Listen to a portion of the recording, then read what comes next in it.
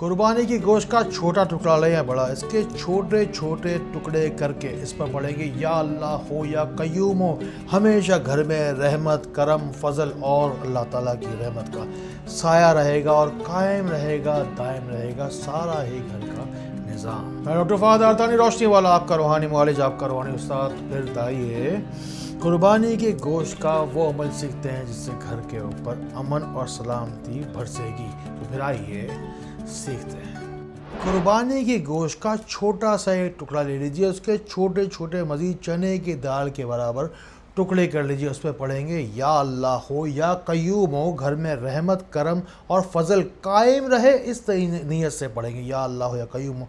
पढ़कर इस गोश्त के छोटे छोटे टुकड़े पर, हर टुकड़े पर 11 मरतबा पढ़कर इसे डालेंगे। सबसे पहले खुद इस्तेमाल नहीं करेंगे, परिंदों को डालेंगे ताकि ये परिंदे रहमत और बरकत लेकर आएँ और नहूसत आपके घर से लेकर चले जाएं। नहर, नदी, समंदर में जाकर डालेंगे मछलियों को, ताकि मछलियां जितना दूर इस गोश्त के टुकड़े को लेकर जाएंगी उतने ही दूर आपके घर से नहूसत भी चली जाएगी। रास्ते में चलते फिरते कुत्ते बिल्लियों को भी आप ये डाल सकते हैं। ये दरिंदा सिफत जानवर हैं।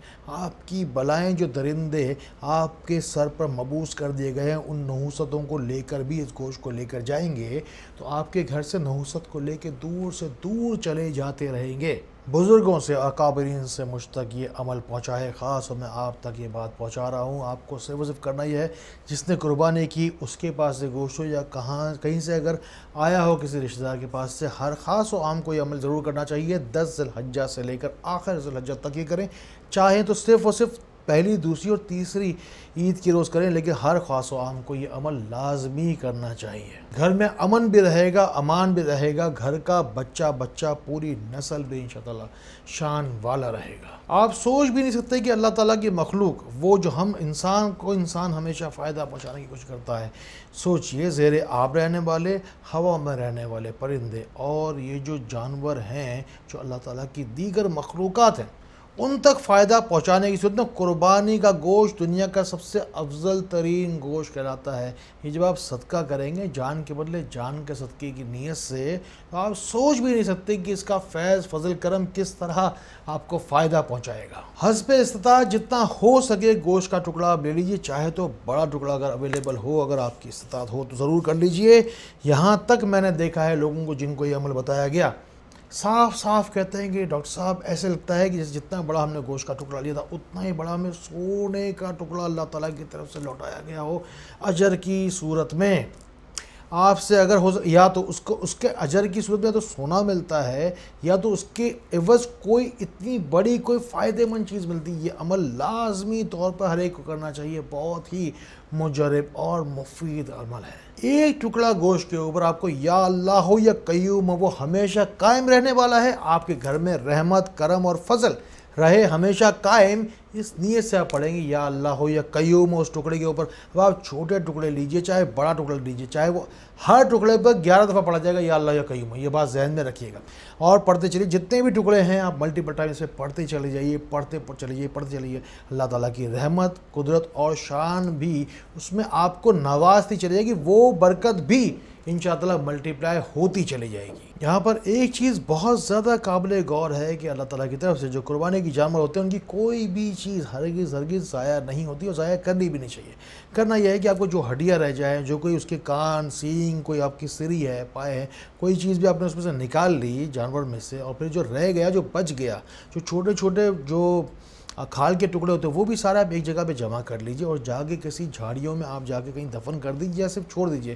रात में कीड़े मकोड़ों के लिए वो खुराक होगी। अब देखें हमने कितने सारे परिंदों को, जानवरों को, अल्लाह ताला की मखलूक को शामिल किया है इस खैर के काम में, इस बरकत के काम में। इस कुर्बानी के जानवर का जो हिस्सा है वो कहाँ कहाँ हज़ारों लाखों जानवरों तक पहुँच रहा है। छोटे छोटे हशरातुल अर्ज़ को अगर आप गिनने बैठेंगे तो ये करोड़ों में भी तादाद जा सकती है। कुर्बानी की जानवरों से आम तौर पे लोग अपनी बारबेक्यू की घर की दावतों को ही सजा रहे होते हैं। ये जो मकसद है इस कुर्बानी के गोश्त का, वो पूरा भी होना ज़रूरी है। रिश्तेदारों को, गरीबों तक भी पहुंचाएं। इसके अलावा हज़ारों ये जो परिंदों को, और मैंने आपको जो तरतीब आपको बताई है, इसको समझें, इस कॉन्सेप्ट को।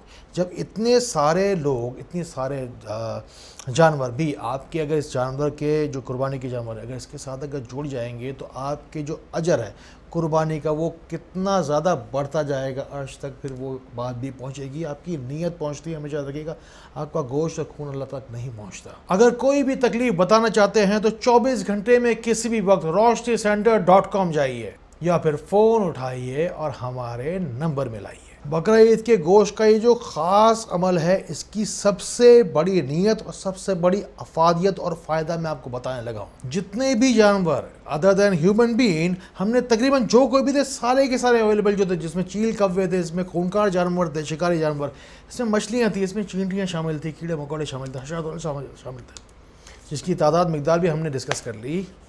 اللہ تعالیٰ سے نیت کرنی ہے آپ کو کہ اللہ تعالیٰ جو جانور بے زبان ہیں ان کی دعاؤں میں مجھے شامل کر دے۔ یہ ایسی نیت ہے جس کو کرنے کے بعد اللہ تعالیٰ کی رحمت ضرور پھر ضرور جوش میں آئے گی، اور ان بے زبانوں کی دعا جب آپ کو ملے گی تو نسلیں سدھر جائیں گی، نسلیں سنور جائے گی۔ جو کوئی بھی بیماری ہے جس کا علاج کر رہے ہیں، اس کا علاج نہیں مل رہا، اولاد اگر نشے میں ہے یا اولاد ہی نہیں ہے، یا کسی گھر پہ اولاد نریرہ نہیں ہے، یا جسم میں کوئی بیماری ہے، رسولی ہے، گانٹھ ہے، دکھ ہے، آپریشن سر پہ کھڑا ہوا ہے، دل کا آپریشن ہے، نظروں کا آپریشن ہے، گھٹنوں کا آپریشن ہے، کوئی بھی خرابی ایسی جس سے جان چھڑانا مشکل ہے، اللہ تعالیٰ سے کو واسطہ دے، وسیلہ دے درود پاک کا اور قربانی کی گوشت کے اس عمل کا جو میں نے آپ کو بتایا ہے۔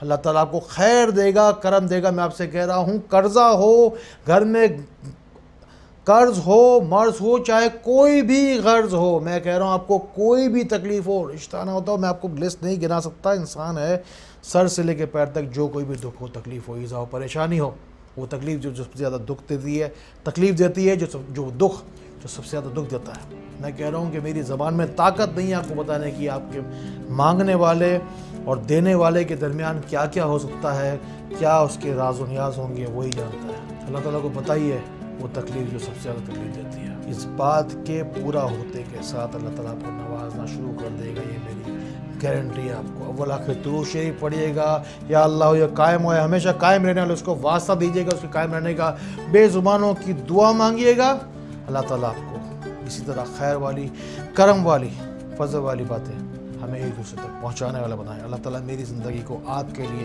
فائدے کے باعث بنا، اللہ تعالیٰ ہمیں بہت بہت روشنی پھیلانے والا بنائے۔ السلام علیکم ورحمۃ اللہ۔